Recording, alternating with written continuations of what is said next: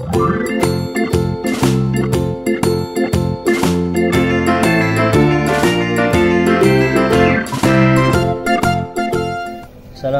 warahmatullahi wabarakatuh. Bagaimana kabar teman-teman semuanya? Semoga teman-teman dalam keadaan sehat walafiat. Jadi di video kali ini kita akan membahas tentang perawatan burayak dari usia 0, artinya baru netes, sampai nanti betul-betul besar gitu teman-teman. Jadi ini menurut pengalaman saya teman-teman ya. Jadi nanti kalau misalkan dari pengalaman saya nanti mungkin ada tambahan dari teman-teman, wah bagus teman-teman, itu sangat membantu karena kita sama-sama lagi belajar, kita sama-sama lagi ya cari masukan lah gitu teman-teman. Karena ini pengalaman saya pribadi selama membudidayakan ikan koki teman-teman. Nah jadi nanti tetap stay di video kali ini teman-teman.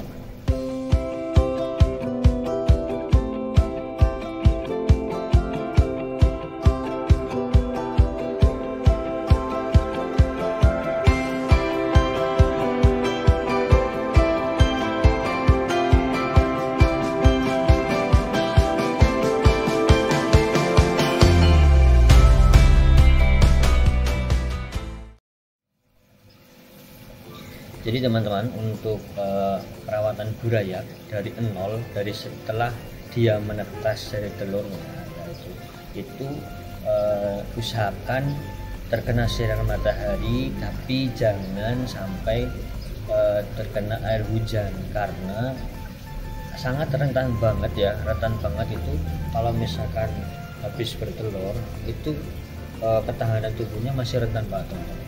Jadi usahakan kena sinar matahari, akan tetapi tertutupi, jangan sampai kena air hujan karena itu berpengaruh banget. Di setiap daerah itu kadar air hujan itu beda-beda teman-teman, kadar asamnya, karena kita melihat daerahnya juga. Biasanya kalau di daerah yang dekat jalan raya biasanya itu udaranya itu kan banyak polusinya atau kayak gimana teman-teman. Nah, itu kalau misalkan kena air hujan dan jatuh ke kolam itu berbahaya teman-teman, bisa jadi berbahaya gitu.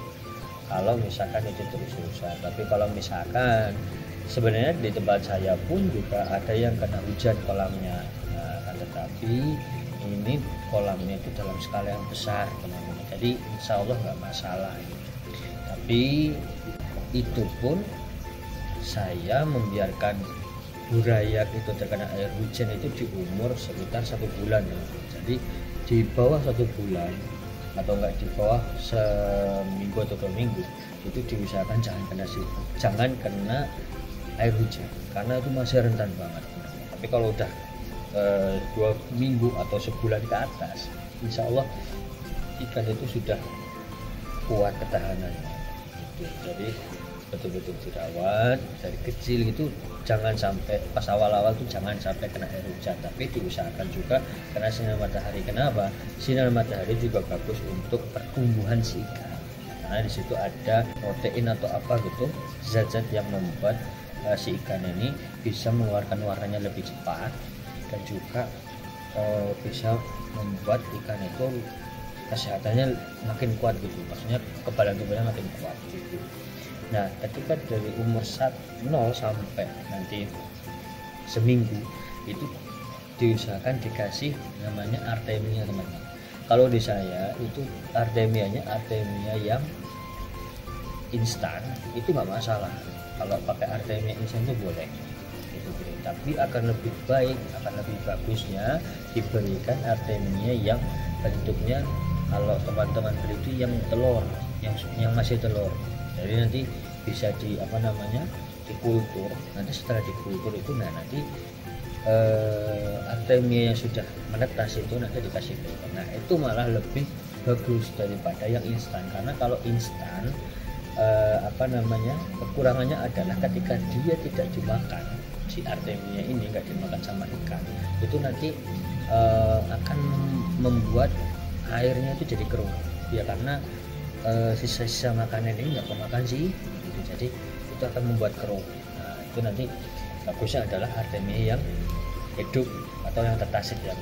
Nah nanti dari setelah seminggu itu atau ya setelah seminggu itu nanti bisa dikasih dengan makanan lanjutannya, itu adalah putir. Kalau teman-teman ada kutir seperti kutirnya itu yang kutir yang kecil itu yang saya lupa moina kalau nggak salah namanya, itu nanti teman-teman bisa kasih makan itu. Jadi nanti itu juga bagus, proteinnya juga tinggi sama seperti Artemia gitu. Dan itu kalau misal hidup itu bagus, karena apa? Pakan hidup itu bagus karena pakan yang hidup itu biasanya proteinnya lebih banyak gitu. Dan juga ketika ditaruh di air itu ya sambil hidup di air itu, jadi nggak mati dan akan nggak memperkeruh air itu gitu. Ini malah bagus itu kalau pakan hidup kutir itu bagus. Nanti kalau misalkan kalau saya nggak punya kutir gimana mas gitu, atau saya nggak bisa beli kutir karena memang susah nyarinya. Ya kalau misalkan teman-teman mau meneruskan Artemia itu sampai 2 minggu pun nggak masalah, itu bisa diteruskan gitu. Nah ini kalau sudah 2 minggu sampai sekiranya si burayak ini betul-betul kelihatan, ya maksudnya sudah kelihatan isinya, sudah kelihatan berbentuk itu, nah itu bisa teman-teman kasih namanya casut. Nah itu kalau udah kasih casut itu bisa nge-push si burayak ini biar cepat gede. Nah, karena kandungan protein di casut itu untuk ikan besar sekali ya teman-teman ya. Rata-rata ikan hias kalau dikasih casut itu nanti akan cepat besarnya ya, di rentang umur 2 minggu. Atau memang ketika kita melihat si ikan ini betul-betul udah ada isinya, udah ada bentuknya gitu loh, udah kelihatan bentuknya, itu nanti dikasih casut. Ada juga yang kemungkinan mungkin bisa jadi 2 minggu belum besar, maksudnya masih ukurannya masih malah gedean casutnya ketimbang. Nah itu nanti bisa bisa diatasi dengan cari kutir atau dilanjutkan Artemia. Ya kalau misalkan teman-teman tidak ingin pengeluarannya banyak, bisa menggunakan Artemia instan. Tapi kalau misalkan teman-teman lebih pengen untuk menjadikan kokinya teman-teman itu berkualitas, ya pakai Artemia yang hidup. Nanti kalau sudah sebulan itu kan terus kasih casut terus sampai berkelanjutan sampai nanti di umur 2 atau 3 bulan. Nah 1 bulan itu teman-teman sudah mensortir ukuran ikan sesuai dengan ukurannya. Kalau ukurannya sudah lumayan besar itu nanti disortir. Nah nanti setelah disortir, nanti yang bagian kecil-kecil dikasih makan yang kecil-kecil. Nah kalau yang sudah besar bisa nanti teman-teman kasih pelet, mulai dikasih pelet, dilatih untuk makan pelet yang sekiranya cukup untuk makan ikan burayak. Nah, yang burayak itu dimulai yang lembut, artinya bukan lembut banget ya kayak bubuk, tapi seperti PF 500 itu dikasih aja, coba dilatih untuk bahan pelet. Nah, nanti sampai terus pada umur 3 bulan, nah itu nanti 3 bulan baru nanti terus kasih pelet. Kalau misalkan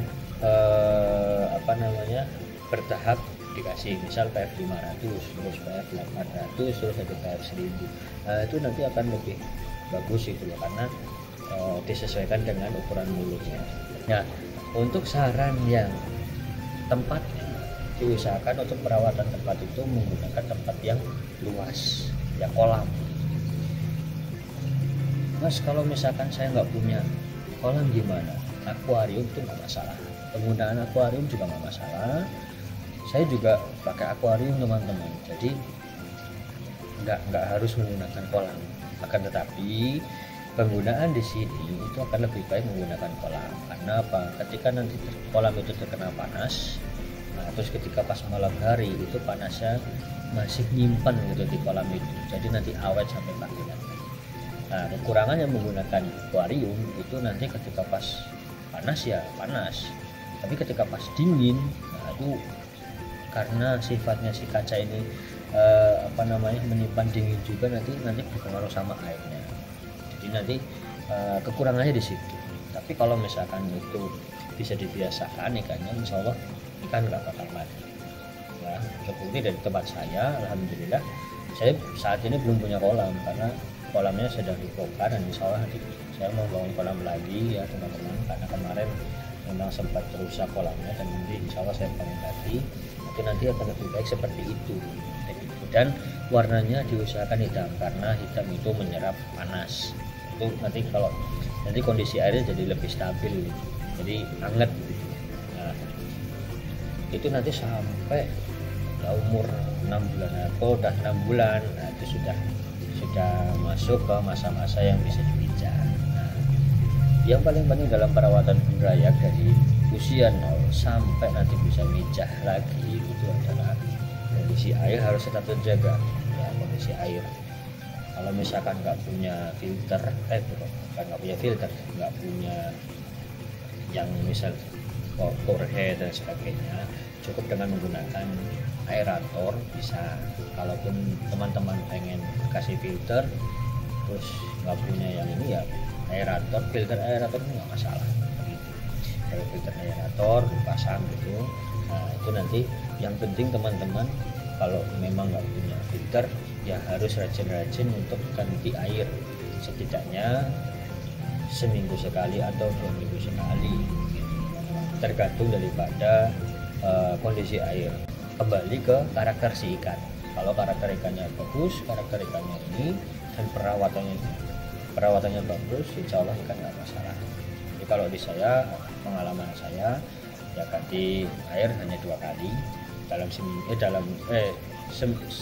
minggu sekali itu, dan itu alhamdulillah aman-aman saja gitu. Yang penting kondisi air. Begitu teman-teman untuk penjelasan perawatan burung rayap. Kalau misalnya ada yang kurang nanti bisa ditambahin di kolom komentar teman-teman ya. Ini kita diskusi kecil aja, nanti akan lebih bagus ya lagi ketika nanti teman-teman ngisi di kolom komentar, saya bantu jawab. Nah mungkin dari teman-teman yang lain juga akan pengen bantu menjawab, juga itu malah lebih bagus karena di sini kita sifatnya sambil sharing-sharing ya teman-teman ya, untuk pengalaman budidaya ikan itu kayak gitu. Itu saja teman-teman video dari saya, semoga bermanfaat. Jangan lupa like, komen, dan subscribe-nya agar channel ini dapat terus didukung, agar dapat terus berkembang. Bagi teman-teman, insya Allah kita dapat sharing-sharing tentang pengalaman untuk membudidayakan ikan mas. Sekian, assalamualaikum warahmatullahi wabarakatuh.